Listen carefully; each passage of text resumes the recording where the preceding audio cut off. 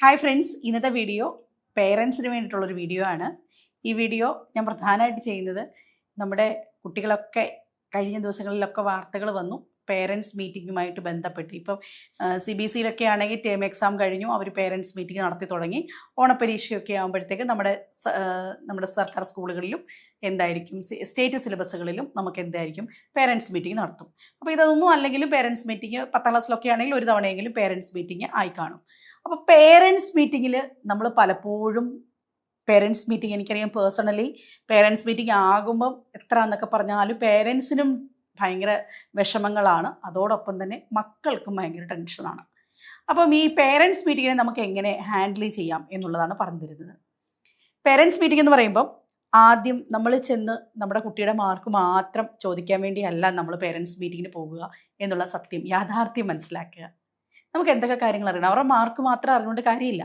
അവരെങ്ങനെയാണ്, അവരുടെ understanding capacity എങ്ങനെയാണ്, അവരുടെ ക്ലാസ്സിലുള്ള പാർട്ടിസിപ്പേഷൻ എങ്ങനെയാണ്, അവരുടെ ബിഹേവിയർ എങ്ങനെയാണ് എന്നൊക്കെയുള്ള കാര്യങ്ങളും നമുക്ക് നമ്മുടെ ടീച്ചേഴ്സിനോട് ചോദിച്ച് മനസ്സിലാക്കണം. കാരണം നമ്മൾ ടീച്ചേഴ്സ് ഫുള്ളായിട്ട് കുട്ടികളെ കണ്ടുകൊണ്ടിരിക്കുന്നതാണ് അല്ലേ. ഇപ്പം ചിലപ്പം അവരുടെ മാർക്ക് വെച്ച് മാത്രം നമുക്ക് അവരെ ഇവാലുവേറ്റ് ചെയ്യാൻ പറ്റില്ല കുട്ടിയുടെ.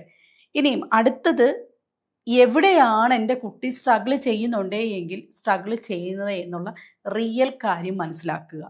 ഇപ്പോൾ പലപ്പോഴും പറയാറുണ്ട്, കുട്ടിക്ക് ഹോംവർക്കുകൾ ചെയ്യാൻ സമയമുണ്ടാവില്ല, കുട്ടിക്ക് നോട്ട് എഴുതി തീർക്കാൻ പറ്റുന്നില്ല. വീട്ടിൽ നിന്ന് ഇപ്പോഴുള്ള സ്കൂളിലൊക്കെ ഉള്ളതാണ്, കുട്ടി ബോർഡിൽ എഴുതും, കുട്ടിക്കത് ഫുള്ളായിട്ട് കംപ്ലീറ്റ് ആയിട്ട് എഴുതാൻ പറ്റുന്നില്ല. ടീച്ചർ വീണ്ടും പിറ്റേ ദിവസം ഏറ്റവും കൂടുതൽ വഴക്ക് പറയുന്നത് ഈ കുട്ടി ഈ നോട്ട് കംപ്ലീറ്റ് ചെയ്യാത്തതിനാണ്. അപ്പം ചിലപ്പോൾ ചില സമയങ്ങളിൽ കുട്ടിക്ക് ബോർഡ് വിസിബിലിറ്റി ഉണ്ടാവില്ല, കണ്ണിന് കാഴ്ചയുടെ പ്രശ്നം ഉണ്ടായിരിക്കാം, ബോർഡ് വിസിബിലിറ്റി ഉണ്ടാവില്ല. ചിലപ്പോൾ ആ പറയുന്ന സമയത്തുള്ളിൽ ടീച്ചർ ഇത് മായ്ക്കുന്ന സമയത്തിനുള്ളിൽ ഇത് എഴുതി തീർക്കാൻ വേണ്ടി അവൻ അക്ഷരങ്ങളിൽ മലയാളത്തിലും ഇംഗ്ലീഷിലും ഒക്കെ അല്ലെങ്കിൽ ഹിന്ദിയിലും ഒക്കെ ഉള്ള പ്രോബ്ലം എന്താണെന്ന് വെച്ച് കഴിഞ്ഞാൽ അവനിത് പെട്ടെന്ന് സ്പോണ്ടേനിയസ് ആയിട്ട് എഴുതാൻ പറ്റുന്നില്ല. അപ്പോൾ അവന് ലാംഗ്വേജിൽ പ്രോബ്ലം ഉണ്ടാകും, വായന കുറവായിരിക്കും, അക്ഷരങ്ങൾ പ്രോപ്പറായിട്ട് അറിയാനില്ല. അതൊക്കെ ഒന്ന് പരിഹരിക്കണമെങ്കിൽ എനിക്ക് തോന്നുന്നു ഒരു 15-20 ദിവസമൊക്കെ. ഇപ്പം ഞാൻ ഒരുപാട് കുട്ടികളെ കളരി എന്ന് പറയുന്ന ഒരു ക്ലാസ് ഞങ്ങൾ നടത്തുന്നതാണ്. ലാംഗ്വേജ് പരിഹരിക്കുകയാണ്. ഇത്രയേ ഉള്ളൂ കാര്യം, അവരെ എഴുതാനും വായിക്കാനും അവരെ സ്മൂത്ത് ആക്കുക എന്നുള്ളതാണ്. അത് ഏത് ക്ലാസ്സിലുള്ള കുട്ടിക്കും ക്ലാസ് എടുത്ത് കൊടുക്കുന്നുണ്ട്. അവിടെ ഞങ്ങൾ എപ്പോഴും ചെയ്യുന്നത് ബേസിക്കിൽ നിന്ന് ഇങ്ങനെ സ്റ്റാർട്ട് ചെയ്യുന്നതാണ്. ബേസിക്കിൽ നിന്ന് അക്ഷരങ്ങൾ പഠിപ്പിച്ച് അത് കൂട്ടി വായിപ്പിച്ച്, അല്ലെങ്കിൽ അവർക്ക് കൂട്ടക്ഷരങ്ങളാണ് പ്രയാസമെങ്കിൽ അതിന് ഫോക്കസ് കൊടുത്ത് നമ്മൾ പണ്ട് ക്ലാസ്സുകളിൽ എങ്ങനെയാണോ കളരി ക്ലാസ്സുകളിൽ ഇരുന്ന് അതേപോലെ തന്നെ നമ്മളെ ആശാട്ടി പഠിപ്പിക്കുക എന്നൊക്കെ പറയുന്ന രീതി ഉണ്ടായിരുന്നല്ലോ, അതേ രീതിയിൽ ഇവരുടെ അക്ഷരങ്ങൾ കറക്റ്റ് ചെയ്യുക. അപ്പോൾ എന്താണ് അവരുടെ റിയൽ പ്രോബ്ലം എന്ന് മനസ്സിലാകുക, സ്ട്രഗിൾ ചെയ്യുന്ന ഏരിയ എന്താണെന്ന് തീർച്ചയായിട്ടും ഈ പേരൻസ് മീറ്റിങ്ങിൽ നിങ്ങൾ ചോദിക്കണം. ദെൻ അടുത്തത് കമ്പാരിസൺ. കുട്ടികൾ ഏറ്റവും കൂടുതൽ വെറുക്കുന്ന ഒരു കാര്യമാണ്. നമ്മൾ അവിടെ നിന്ന് പോയിട്ട് നമ്മൾ കുറേ ഇൻഫർമേഷൻ കളക്ട് ചെയ്യും. അടുത്തുള്ള കുട്ടീന് എത്ര മാർക്കുണ്ട്, അല്ലെങ്കിൽ അവരെങ്ങനെ പഠിക്കുന്നുണ്ട്, അവരിങ്ങനെയൊക്കെ തന്നെയാണോ. ഓരോ കുട്ടിയും ഓരോ ഇൻഡിവിജ്വലാണെന്നുള്ള യാഥാർത്ഥ്യം നമ്മൾ മനസ്സിലാക്കുക. അവരെ മറ്റാരുമായിട്ടും കമ്പാരിസൺ വിടണ്ട. കാരണം ഇവനുള്ള ഒരു കപ്പാസിറ്റി മറ്റൊരാൾക്കുണ്ടായിരിക്കില്ല. അപ്പം അത് നമ്മൾ റിയലി മനസ്സിലാക്കുക. അവൻ്റെ പാഷൻ എന്താണ്, അവൻ്റെ പ്രശ്നങ്ങൾ എന്താണ് എന്ന് അവനെ കമ്പയർ ചെയ്യാതെ തന്നെ നമുക്ക് മനസ്സിലാക്കാൻ സാധിക്കും. ദെൻ അടുത്ത കാര്യങ്ങൾ, ടീച്ചർ നിങ്ങളോട് പലപ്പോഴും പേരൻസ് മീറ്റിങ്ങിൽ അങ്ങോട്ടും ഇങ്ങോട്ടും ആർഗ്യുമെൻറ്റ്സ് ഉണ്ടാകാറുണ്ട്. ഇത് നിങ്ങളുടെ ഉത്തരവാദിത്തമല്ലേ എന്ന് രക്ഷിതാക്കളോട് ചോദിക്കുമ്പോൾ രക്ഷിതാക്കൾ ഇപ്പോൾ തിരിച്ചു പറയുന്നുണ്ട്, അതിനുവേണ്ടിയാണ് സ്കൂളിലേക്ക് വിടുന്നത്, ടീച്ചേഴ്സിൻ്റെ ഉത്തരവാദിത്തമാണ്. അപ്പം ഒരു ആർഗ്യുമെൻ്റ് അല്ല നമുക്ക് വേണ്ടത്, രണ്ടുപേരുടെയും ഭാഗത്തു നിന്നുള്ള ഒരു സൊല്യൂഷനാണ് ഒരു കുട്ടിക്ക് വേണ്ടത്. അപ്പം അവർ നല്ല കാര്യങ്ങൾ പറയുന്നുണ്ടെങ്കിൽ അത് നോട്ട് ചെയ്യാനുള്ള ഒരു സന്മനസ്സും നമ്മൾ കാണിക്കുക. നമ്മുടെ പ്രോബ്ലം നമുക്ക് ആ ടീച്ചറിൻ്റെ ഭാഗത്തൊരു ചെറിയ കറക്ഷൻസ് ഉണ്ട് അല്ലെങ്കിൽ ഉണ്ടെന്നുണ്ടെങ്കിൽ ആ നിർദ്ദേശങ്ങൾ നമുക്ക് മുന്നോട്ട് വയ്ക്കാം. ഇനി അടുത്തത് ഏറ്റവും ഇമ്പോർട്ടൻ്റ് എന്ന് പറയുന്നത് കുട്ടിയുടെ സ്ട്രെങ്ത് അറിയുക എന്നുള്ളതാണ്. എന്തിലാണ് എൻ്റെ കുട്ടി നന്നായിട്ട് പെർഫോം ചെയ്യുന്നത് എന്ന് ചോദിക്കണം. ചിലപ്പോൾ കമ്മ്യൂണിക്കേഷൻ ആയിരിക്കും, ചിലപ്പോൾ അവൻ്റെ ഒരു ഹെൽപ്പിംഗ് മെൻറ്റാലിറ്റി ആയിരിക്കും.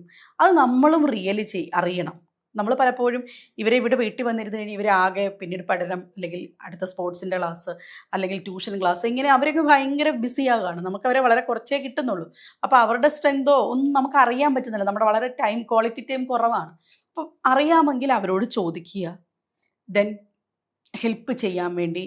അവരെ ഹെൽപ്പ് ചെയ്യാൻ വേണ്ടി ഒരു ഹോമിൽ നമ്മളൊരു സ്റ്റഡി പ്ലാൻ സെറ്റ് ചെയ്ത് കൊടുക്കുക. സ്റ്റഡി പ്ലാൻ എന്ന് പറയുമ്പോൾ ആ സ്റ്റഡി അറ്റ്മോസ്ഫിയറും നമ്മൾ തന്നെയാണ്. നേരത്തെ ടി വി ഉറക്ക വെച്ചിട്ട് അവർക്ക് പഠിക്കാൻ സമയം കൊടുക്കുക, അല്ലെങ്കിൽ മൊബൈൽ അവരുടെ അടുത്ത് നോക്കിക്കൊണ്ടിരുന്നിട്ട് അവരെ പഠിപ്പിക്കുക. അങ്ങനെയൊന്നുമല്ല. അവർക്കൊന്ന് ഹെൽപ്പ് ചെയ്യുന്ന ഒരു ഹോം സ്റ്റഡി പ്ലാൻ ആയിരിക്കണം നമ്മളും മുന്നോട്ട് വെക്കേണ്ടത്. അതിൽ എന്താണെന്ന് വെച്ച് കഴിഞ്ഞാൽ അവർക്ക് ഏതൊക്കെ വിഷയങ്ങൾ പ്രയാസകരമാകുന്നു, അതിനെ സപ്പോർട്ട് ചെയ്യണമെങ്കിൽ സപ്പോർട്ട് ചെയ്യും. ഇപ്പം ഓൾമോസ്റ്റ് എല്ലാ പേരൻസിനും അത്യാവശ്യം എഡ്യൂക്കേറ്റഡ് ആയിട്ടുള്ള പേരൻസ് ആയിരിക്കും. പക്ഷേ എന്നിരുന്നാലും ചിലപ്പോൾ ലാംഗ്വേജ് ഒക്കെ വിട്ടുപോയിട്ടുണ്ടാവും. ഹിന്ദി പഠിപ്പിക്കാൻ ഇഷ്ടമുണ്ടാവില്ല, അല്ലെങ്കിൽ സയൻസ്. പിന്നെ ചിലപ്പം നമ്മൾ സ്വാഭാവികമായിട്ടും ഭയങ്കര ഫെഡപ്പിലായിരിക്കും. വർക്കിംഗ് മദർ കൂടിയാണെങ്കിൽ നമ്മൾ ആ ഓഫീസിൽ നിന്ന് വന്നു പിന്നെ വീട്ടിലെ കാര്യങ്ങൾ ചെയ്ത് ഒരു സപ്പോർട്ട് സിസ്റ്റം ഒന്നും ഇല്ലാത്തടത്ത് ഇതെല്ലാം ചെയ്യുന്നത് ഈ ലേഡീസ് തന്നെയായിരിക്കും. അതിൻ്റെ കൂട്ടത്തിൽ അവരെ പഠിപ്പിക്കാനിരിക്കുമ്പോൾ സ്വാഭാവികമായിട്ടും നമുക്ക് ദേഷ്യം വരും. അപ്പോൾ ആ ദേഷ്യത്തെ കൺട്രോൾ ചെയ്യുന്നതായിരിക്കണം. അതിൻ്റെ ഒരു പ്രശ്നങ്ങൾ നേരിടേണ്ടി വരുന്ന കുട്ടിയാണ്. അവരെ പെട്ടെന്ന് അടിക്കുക, അവരുമായിട്ട് വഴക്കുണ്ടാക്കുക. അപ്പം നിങ്ങൾക്ക് പഠിപ്പിക്കാൻ സമയമില്ലയോ? തീർച്ചയായിട്ടും നിങ്ങളൊരു ഹെൽപ്പ് എടുക്കുക. അവിടെ അയ്യോ എൻ്റെ മോൻ എന്നെ ട്യൂഷന് പോകുന്നുണ്ട്, ഒരു പ്രശ്നമില്ല. നമുക്കതിൻ്റെ ഒരു ഹെൽപ്പ് കൊടുക്കാൻ പറ്റേണ്ടതാണെങ്കിൽ ഹെൽപ്പ് കൊടുക്കുക. കാരണം അവിടെ ഒരു പോസിറ്റീവ് എൻവയോൺമെൻ്റ് ആണ്. കുട്ടിയും പഠനത്തോട് വെറുപ്പുണ്ടാകും, നമുക്ക് കുട്ടിയോടുള്ള ഒരു അറ്റാച്ച്മെൻറ്റും കുറയും. അപ്പം ഹെൽപ്പ് വേണമെങ്കിൽ ഹെൽപ്പ് കൊടുക്കുക ഇഷ്ടം പോലെ. ഇപ്പം ഞങ്ങളൊക്കെ കുറേ ക്ലാസ്സുകൾ, ഞങ്ങളുടെ ഒരു സ്റ്റുഡൻസ് എന്ന് പറയുമ്പം വേരിയസ് സ്റ്റുഡൻസ് ഉണ്ട്. അതിൽ നമ്മൾ ക്ലാസ് കൊടുക്കുമ്പോൾ നമ്മൾ ഏറ്റവും കൂടുതൽ ശ്രദ്ധിക്കാറുള്ള CC+ ഞങ്ങൾ ചെയ്യുന്ന ക്ലാസ്സുകളെന്ന് വെച്ചാൽ ഞങ്ങൾ ക്വാളിഫയിങ് ആയിട്ടുള്ള അധ്യാപകരെ തന്നെ കൊണ്ടുവരാറുണ്ട്. ആ അധ്യാപകർക്ക് തീർച്ചയായും നല്ല ക്വാളിഫിക്കേഷൻ ഉണ്ടാകും. അധ്യാപകർക്ക് ഇൻഡിവിജ്വൽ ട്യൂഷൻ നമ്മൾ ചെയ്യുമ്പോൾ കുട്ടിയെ എന്താണോ കുട്ടിക്ക് വേണ്ടത്, കുട്ടിക്ക് ഈ മോഡ്യൂളാണെങ്കിൽ ആ മോഡ്യൂൾ പറഞ്ഞു കൊടുക്കുക. അവന് ഇതാണ് വിഷയമെങ്കിൽ, അവന് മനസ്സിലാവുന്നില്ല എങ്കിൽ അവന് വേണ്ടി സമയം മെനക്കെടുത്തി അവനെന്താണോ വേണ്ടത് അത് പറഞ്ഞു കൊടുക്കുക. അവൻ്റെ ഹോംവർക്കാണ് ചെയ്യിപ്പിക്കേണ്ടത് അത് പറഞ്ഞു കൊടുക്കുക. അങ്ങനെ ഇൻഡിവിജ്വൽ സെഷൻസ് ഒക്കെ ഇപ്പോൾ ഇഷ്ടംപോലെ ലഭ്യമാണ്.